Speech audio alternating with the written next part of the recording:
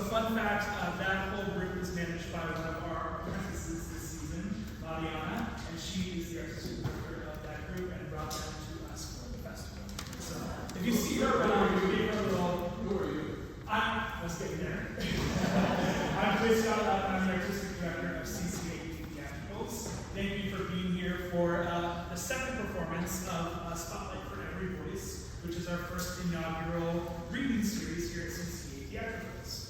Today's festival is produced by all of our apprentices who have been with us for the past year. This is their culminating project, so we're excited to have them with us and kind of finishing out their term with us over this past couple weeks. We want to thank all of our donors and subscribers, as well as the Doris Staples Theatrical Conservatory, with David T. Doris and the Staples Foundation, who generously sponsor all of our programs and these programs. So thank you. On to this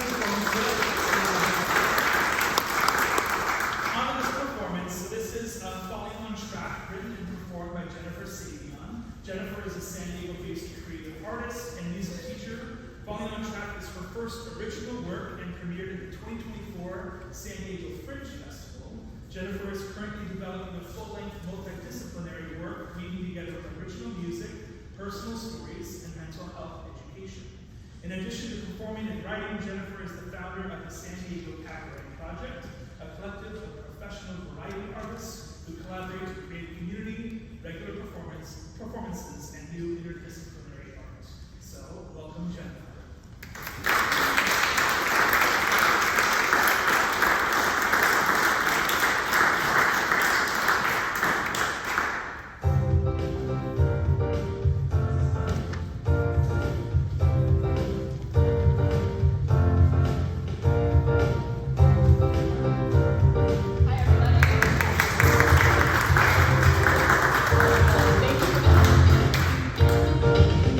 Today's the day.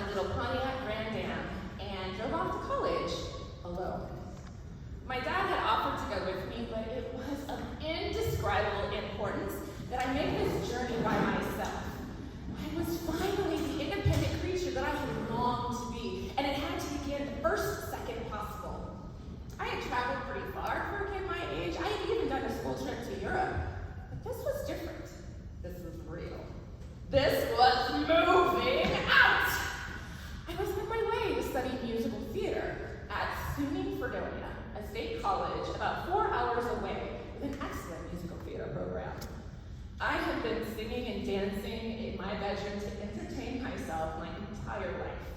I saw my first musical at 8 years old, Cats. And from that point on, my room was a stage. I choreographed and sang through entire shows by myself. It was out in the country where it was below freezing for half the year with 5 feet of snow on the ground. What else was there to do besides stage endless performances starring me and with an audience of my stuffed animals? It was only natural for me to pursue music and theater in college, and I was so excited to take that next step. Moving in, it was chaos at the dorms. Almost immediately, I noticed that everyone else was with their family and how they all sort of easily interact with each other. I suddenly feel awkward. I don't have anyone with me. I was so surprised. I really assumed that everyone else had been chomping at the bit to beat feet out the door, but no. All my students were there with their families, chatting and decorating and hanging things. It really was a picturesque snapshot of collegiate America. And then there was me, alone. By my own choice, but struggling to pull my luggage up to the 3rd floor by myself. I never really emerged from the background, and I struggled to fit in. I hadn't had to make friends in a really long time, and it seemed like I never knew the right thing to do, or say, or wear. I also didn't understand how to navigate the theater department. For example, prior to the cast list coming out for a production of On the Town, one of my professors offered me a role in the show that would allow me to speak a couple of lines, but he told me if I took that role, I wouldn't be able to dance in a dance corps. I really loved dancing, and so I told him, thank you, but I think I would rather dance in the show. And that was fine, and I was cast in the dance corps. But then the person who got the small role was also in the dance corps. I didn't understand why different roles applied to me, but I also didn't have the courage to ask, so I just accepted it. This was part of sort of a larger quandary, in that I did not know how to confront or question authority. That had not been allowed, ever, growing up. The adults in the room always knew best, and they had their reasons and were not to be questioned, and there were severe consequences for doing so. Now, I was in adulthood, yet I did not have an adult voice. At that point, I only knew 2 ways of participating in relationships with adults: to obey and to impress. Every decision around perceived authority was made with one or both of those goals in mind, and questioning authority amounted to disobedience in my world. So I said nothing, again and again, as things like that happened during my time in college.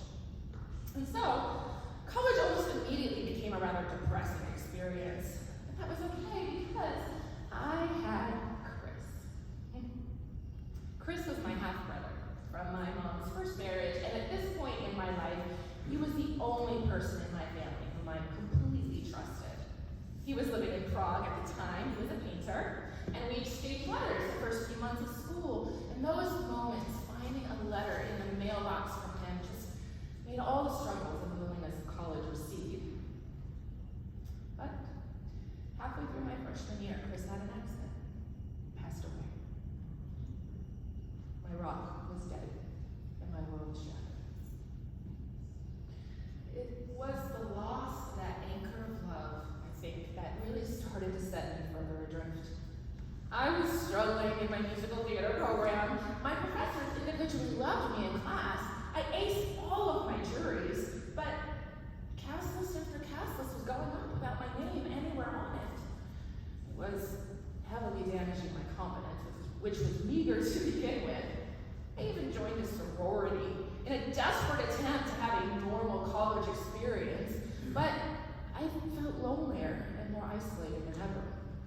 My sorority sisters would have these crafting parties and decorate pumpkins with puffy paint, and they would gossip about the Delta Chi's, and I was again in the corner, struggling to carve a sad little triangle eye with a plastic knife while my pumpkin spilled its guts all over my lap.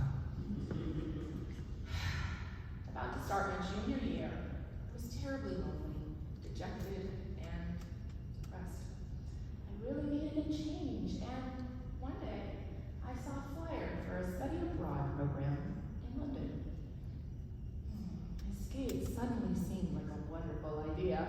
I had loved Europe on that school trip, so I immediately applied.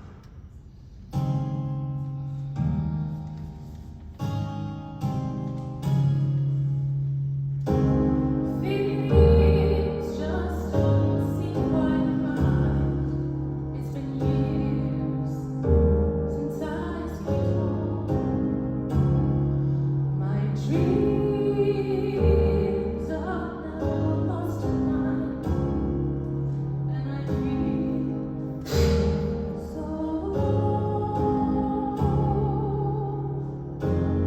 What now?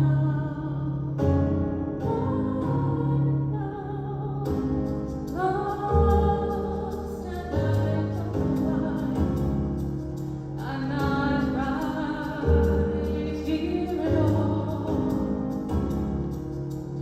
Why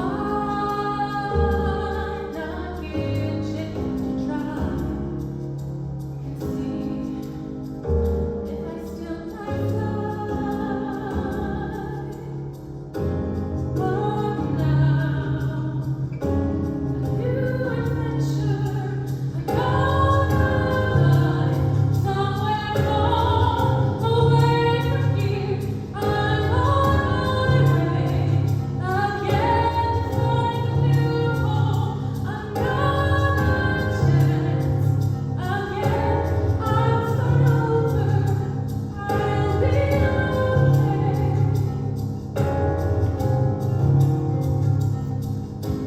Change is just a thing, since nothing is working out.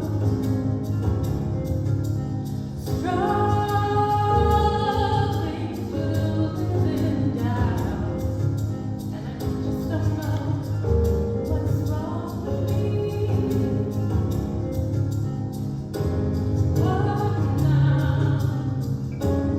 New adventure, another night, somewhere I can have a voice. I'm on my way to find paradise alone, another chance.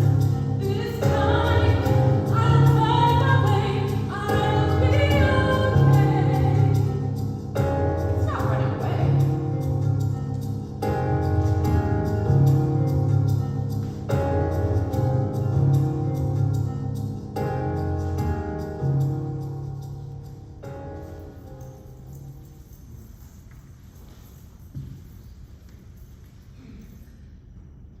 Living in London at the age of 20 was incredible. I had grown up out in the country with very few neighbors, and I had never lived in a city. I was thrust into the hustle of downtown London and suddenly became a citizen of the world. I would climb onto the underground and look around and think, wow, everyone in this tube car probably speaks a different language. I was a broke college kid, so instead of going to expensive attractions, I would climb on top of the open-air double-decker bus that ran through central London, and I would spend an afternoon just watching the sights go by. The National Gallery, Trafalgar Square, St. Paul's Cathedral, all of London Eye, all within my purview for the price of a bus ticket. I secured a job slinging beers in a local pub. It was a mini United Nations behind the bar, me, the American, a Brit, a Brazilian, and an Italian. Mr. Italy was your typical tall, dark, and handsome man. He was 28, and he pursued me relentlessly. I was finding roses in the break room and romantic notes taped to the cooler. The whole 9 yards. His English wasn't super great, and I didn't know Italian, but we managed to speak a hybrid of English and Italian that worked. And sometimes I would just throw in Spanish for good measure. Ciao, bello, che ti fanno, vieni qua.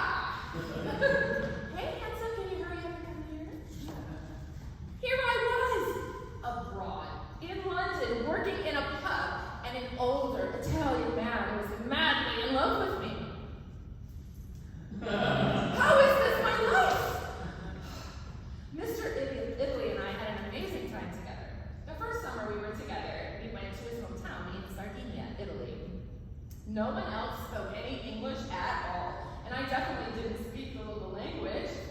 But who cared? I was on an Italian island! Mr. Italy's friends were fishermen, and we would go out on our boats at night, hatch, cook, and eat fresh shrimp off the boat, and do midnight swim sessions off the beaches that could only be accessed by boat. I sunbathed topless at the beach every day, when in Rome, you know. And I perpetually wore sundresses. There was a small bookshop in town with a shelf of books in English, and by the end of the summer, I had bought them all, even the cookbook. There was an internet cafe. I stopped by daily to check email, and the owner let me play tag team Tekken on his TV when no one else was using it. I ate fresh fruit from the farmer's market for breakfast, had gelato for lunch, and the most incredible pizza for dinner. After summer, we headed back to London, and I lived abroad for about a year and a half total. However, my future options were limited abroad. It was spring 2001. By this time, I had already dropped out of college completely. But without getting married, there really wasn't much I could do besides work at the pub. And as madly in love as I was with Mr. Italy, I really wasn't sure if I was ready to become Mrs. Italy and get married at 21. I found myself at a crossroads. What do I do? Stay with Mr. Italy and work in the pub? Go home? Go back to school? Inner conflict was starting to become incredibly stressful, and I did not have any clue how to decide. It felt as though my entire life, my entire future was vested in this one decision. My tendency towards black and white thinking had me feeling as though this decision would be forever set in stone and could possibly destroy the rest of my life. It was around this time that a couple of different personalities started to appear at the helm of my brain. One we'll affectionately call Massive Bitch. Massive Bitch was related to and stemmed from that same powerful drive to leave home that I told you about earlier. She craved independence, strength, power. And for a long time, I really didn't understand where that drive came from. I remember my sixth grade social studies teacher talking about rugged individualism as a political theory, and boy, I identified with that. Pull yourself up by those bootstraps, whatever those are, and make it happen yourself. You can't rely on anyone else. Independence is good, neediness is bad. And over time, Massive Bitch became super critical of everything I did and had increasingly rigid expectations. She also had to share the helm of my brain with a co-pilot who was Nervous Wreck. Nervous Wreck was, as you can probably imagine, a nervous wreck. Everything slowly becoming steeped in anxiety. Nervous Wreck worried. She worried about the past, what's going to happen as a result. She worried about the future, what is going to happen. She worried about others' opinions. She worried about things that happened, things that might happen, things that could happen, and things that would never, ever in a million years ever possibly happen. Oh, here I was. 21 years old, in London. I'm at this crossroads. Stay in London, move back to the US and finish college. Massive Bitch is screaming at me. You better make the right decision, bitch, or else. And then on the other side, I've got Nervous Wreck going, oh my God, you are going to fuck up your life. You have to make the right decision. Oh my God.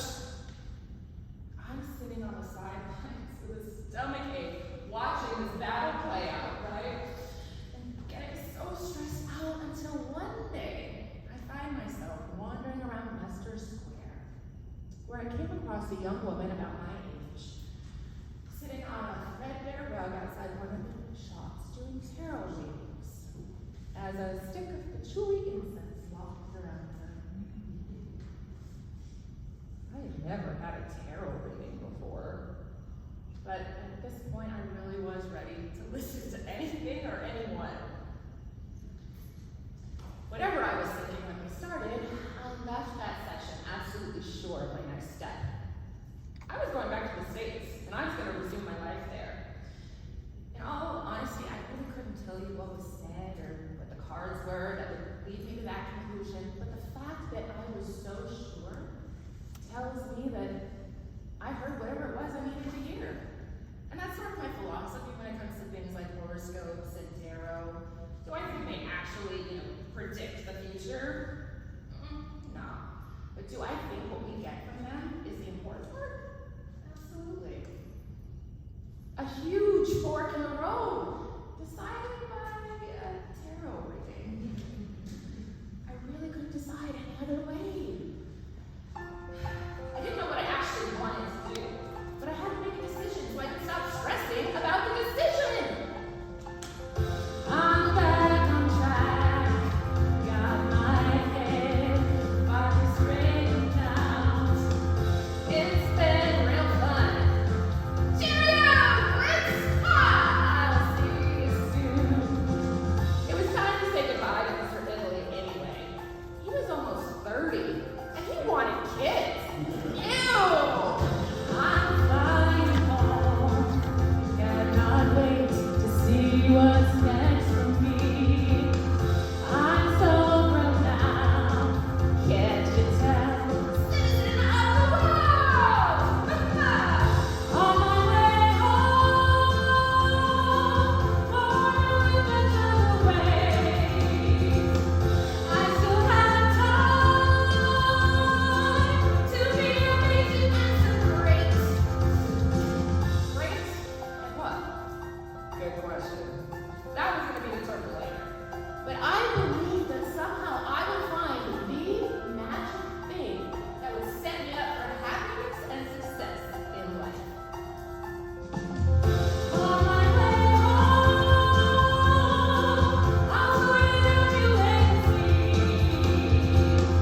I still have time to achieve the best of me. On my way home, you will recognize me now. I'm so grown up, and I don't need anyone ever.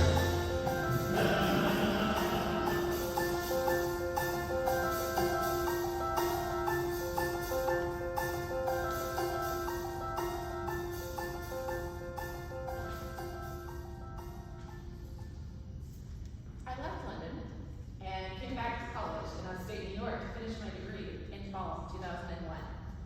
I only had a year left, and it made sense to do that as opposed to starting over in a new major. I had already concluded that I was a failure at theater and performing. I really had difficulty getting cast in anything, and my black and white thinking easily equated that to mean I wouldn't get cast as a professional actor. There's a lot of nuance to that I missed. But at the time, to me, it was as plain as 2 + 2 = 4. The last year of college was fairly uneventful, but I did get my biggest role in my college career. 2 sung lines in The Gondoliers. Which, if you're not familiar, is a Gilbert and Sullivan operetta. It's not even a fucking musical, y'all. So, what was going to be next? It pains me to admit this, but the movie Legally Blonde was popular at the time, and I fell for that world hook, line, and sinker. I was smart. I felt I had lived up to my potential at the ripe old age of 21, and also looks doable. At this point, I really didn't have my own identity. It's hard to explain. The best I can do is to say I unconsciously absorbed the world around me, and the stronger influences affected me more, but the whole time I wasn't aware of the outside influence. I thought it was what I really thought. I looked at Elle Woods and I saw someone who overcame the odds, someone who showed everyone, and someone who was different, but who was eventually accepted and loved. Truth be told, I wanted that.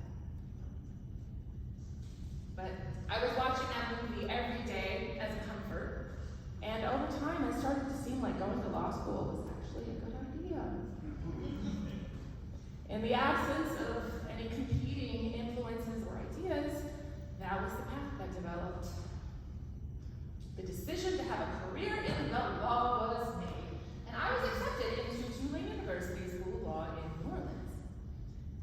But did it ever, even once, occur to me that I could still do stuff on the side, right? Like, I could still do community theater or join the choir. Pretty sure New Orleans has those. Not even once, y'all. I ripped all art and creativity from deep within my soul at once and cast it aside. That was over. I had failed, but that was okay because I was going to use my brain. And I was pretty sure that was a different option. I graduated fifth in my high school class. I graduated college, summa cum laude. I didn't really know too much about myself at this point, but I was pretty sure I was smart. So, new path, new plan. I'm ready. Here we go. You're not playing for roles, that's what they say. But you'll make a great Lydia one day. You said that. So I'm not cut out, well, that's okay. That's because I have another play. Get it? Ha! No big deal, it didn't work out at all. Sometimes you trip, sometimes you fall. Oh, baby. Close the door, turn my back against the wall. Luckily, I found another calling. Changing course is totally okay. Shouldn't care what any other does say. Who cares about music anyway? It's time to face a different day. It makes sense for me to make this change. What lawyer isn't on stage? Think about it. If you fail, all you do is flip the page.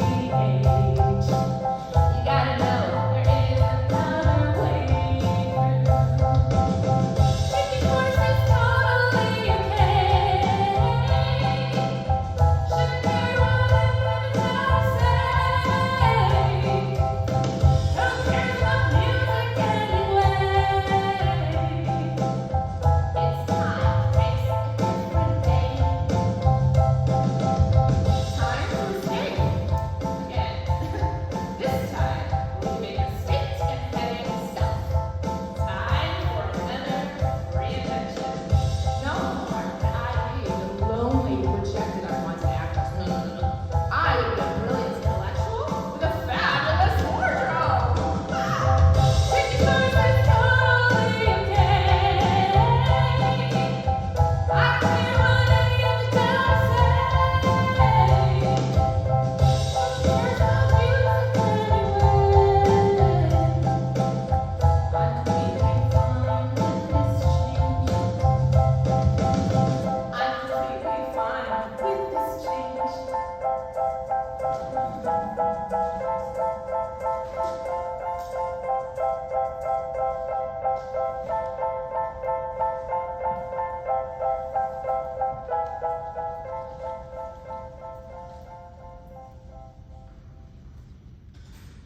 Legally Blonde.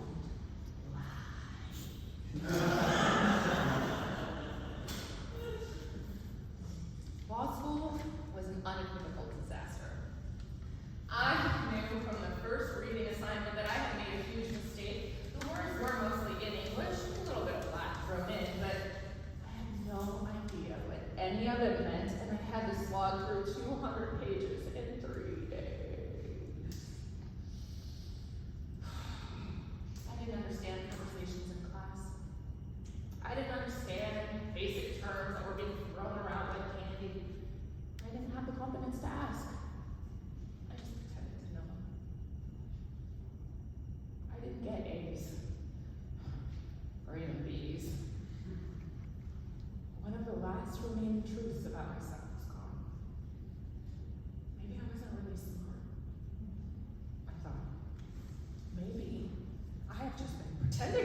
smart this whole time. And now I've been found out. The one thing I knew to be true about myself was false. And I had already stripped music and theater and art out of my life because that had been a failure. Barely even sung in the car anymore. And now I had nothing to go on. Besides school, I never really felt safe in New Orleans. A week after I moved there, a student was randomly murdered in her apartment in the middle of the day by a stranger. That event haunted me my entire time there. I again had difficulty making friends. My insecurity about my intelligence, which was something I had previously prized, now left me adrift at social gatherings. I was also so bored because guess what? I didn't give a shit about the law. I was there because of a fucking movie. My peers would excitedly debate cases and concepts, and all I could think of was how much I hated everyone and everything. But my black and white thinking had me trapped. You started this, said the massive bitch, so your ass is gonna finish it, whether you like it or not. It didn't matter how miserable I was, how friendless, how much I turned to alcohol and drugs, because I turned to alcohol and drugs. Too bad. I became my own dictator. This is happening, so buck up, buttercup.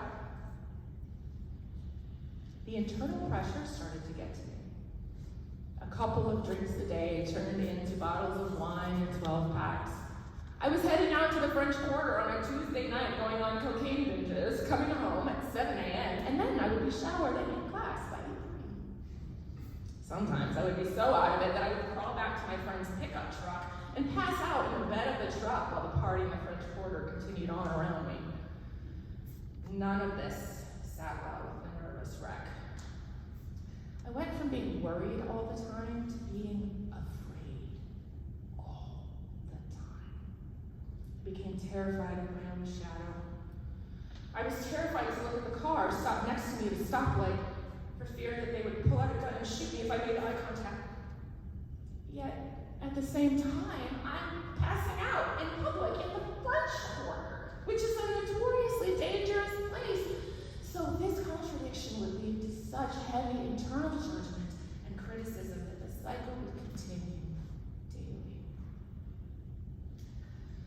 Massive bitch and nervous wreck really started to war with one another during my last year of law school. My substance abuse was out of control, as was my anxiety. Sleep was impossible. And sometime during the fall semester, I fell apart.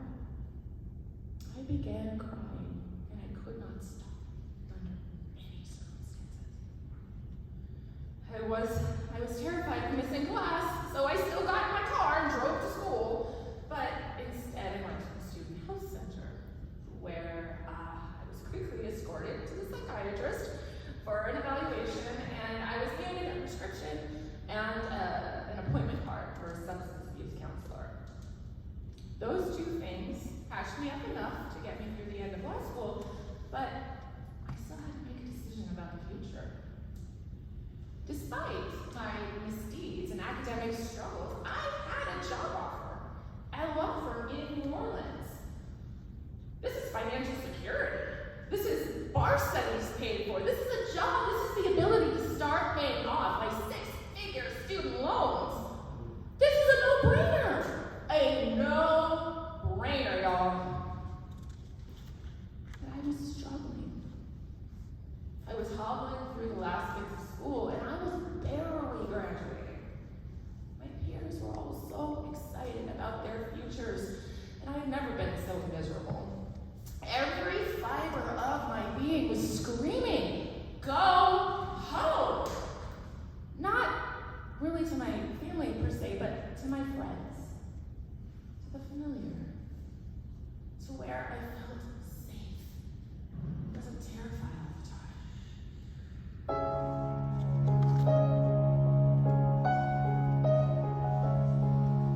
Storm is drawn far too near, and the night is closing in. Inside my mind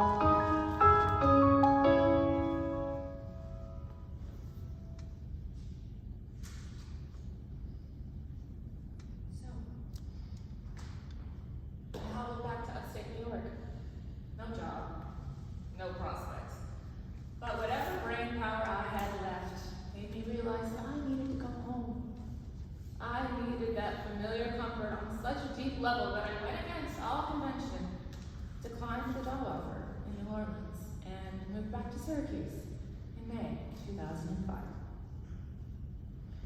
In August 2005, Hurricane Katrina hit New Orleans. I had left against all wisdom only 3 months before a terrible natural disaster leveled the city. I cannot imagine the trauma and heartache those people went through. And if I had done what I was supposed to do in life, I would have been right there with them and in a horrible mental state. This was when I started to get the idea that following instinct really may be more valuable than I originally thought. I remembered the tarot reading in London and how that had guided me. Now, here I was, safe and sound, because I had again followed my instinct. I was where I needed to be, even though I had gone through such turmoil to get there. That started to get me a little bit more curious about the idea of fate in the universe. Not necessarily every event in life being predetermined by fate, but perhaps being more open to how things can be possibly linked beyond our understanding.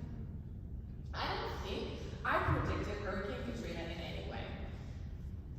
I just knew New Orleans was not a good place for me, and I had to get out. I don't believe in signs except what they mean to the viewer. If it means something to the viewer, then what does it matter where it came from? I settled back into life in Syracuse and I practiced law. I got married. I got divorced. That's a story for a different show. By early 2012, I was 32 and I was ready to leave Syracuse again and try somewhere else. But where would I go? I had no job offers or personal connections anywhere. Then I remembered how trusting fate had guided me in the past. The tarot reading. The crawl back to New York. So, I just decided I would apply to clerkships everywhere, and I would move wherever I found a job. Clerks are attorneys who work for judges, and the positions are generally limited to 1 or 2 years. So that would buy me some time to figure things out without committing forever. And apply everywhere I did. Pensacola, New York City, Chicago, Alaska, Fargo.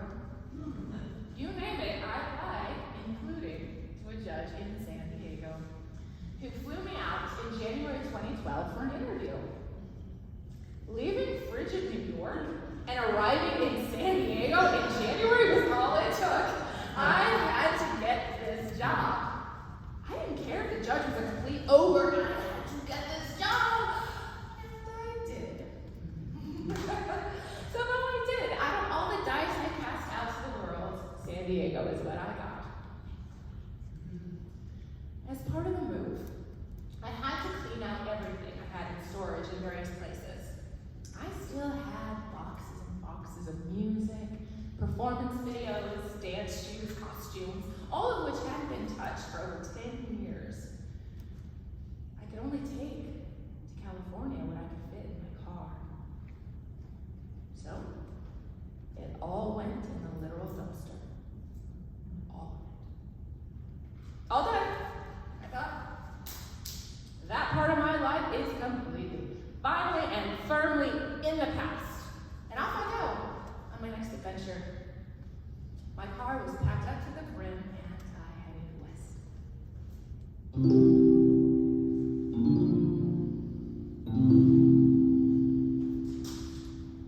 Today's the day. Packed up the car and I'm ready to go. I'm feeling okay. I'm driving to Cali today. Just open the gate. I think I'm ready to be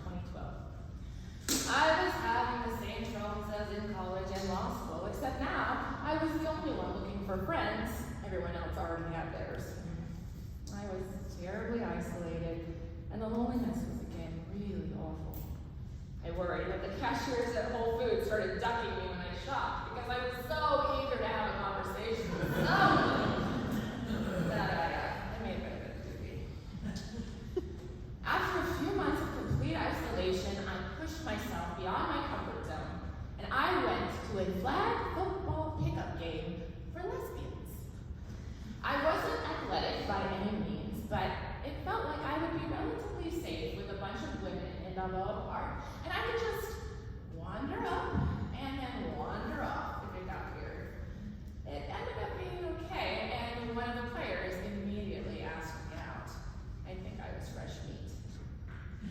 Nothing ever came of that. We only went on 1 or 2 dates, and I never went to another football game. But encountering that woman completely changed the direction of my life. Melissa was a singer in a non-audition women's chorus. That would be the San Diego Women's Chorus, if you happen to be local. A chorus that essentially took everyone without an audition. A chorus full of women who loved making friends. It was something to do. It was a place to be. A friendly face would be there. And it just so happened the new season was starting the very next week. So the timing couldn't have been more perfect. I committed to Melissa that I would check it out, and I did. I went to the first rehearsal, absolutely terrified. I barely sang or spoke to anyone. For the entire first season, I would be sure to arrive just as rehearsal was starting, and then I would jet out the door the first second possible. Sorry. Have I mentioned I'm socially awkward? But for whatever reason, I stuck it out. I spent a year singing just the chorus, hiding behind my music. But then I started to play piano again. And then, about a year later, I was asked to sing a duet with somebody. Really? Okay. And so I did that. And then the year after that, they asked me to sing a solo. Oh, okay. And then I auditioned for another vocal ensemble, and crazy, I got in there. And then we started playing piano and big orchestras. I started learning how to music direct. And I started writing. I am here before you today in this moment because of one flag football game 12 years ago. To this day, to me, that is one of the most astounding facts about my life. And so, I have come full circle. That wide-eyed, music-obsessed 17-year-old who departed for college is the wide-eyed, music-obsessed 44-year-old standing in front of you today. But it was quite a circuitous route, wasn't it? Working on this project has been thought-provoking for so many reasons. For the first time, I really saw and understood how truly lost I was at those moments in my life. When you don't know who you are, you can't know what you want. When you don't know who you are, you can't be authentic. And when you're not authentic with others, you don't think they're being authentic with you. When you don't trust yourself, you can't trust anyone else. So many times, I didn't know what to do. The core reason was because I didn't know who I was, or what I really wanted. Often I felt I was otherwise helpless to change my circumstances, and that my limited experience reflected the entire world. If I struggled to be cast in college, why would I think I would get cast as a professional actor? Logical on the surface, perhaps, but it's based on false assumptions, too small a sample, and a black and white view of the world. Hey, if white doesn't work, forget that. We're going to try black over here. That black and white method of thinking is really at the root of these decisive yet indecisive moments. Yes or no? New York or London? New Orleans or New York? In my mind at these times, there was going to be an objectively right answer and an objectively wrong answer, and I had to pick the right one. You add to that an incredible intolerance of ambiguity and uncertainty, and you get a music-obsessed college dropout lawyer who abolishes all music in her life to move across the country, suddenly take up music again, and then she finally retires from the legal profession and becomes a full-time artist. Up until a few years ago, I have been bouncing against what has felt like the rigidity of a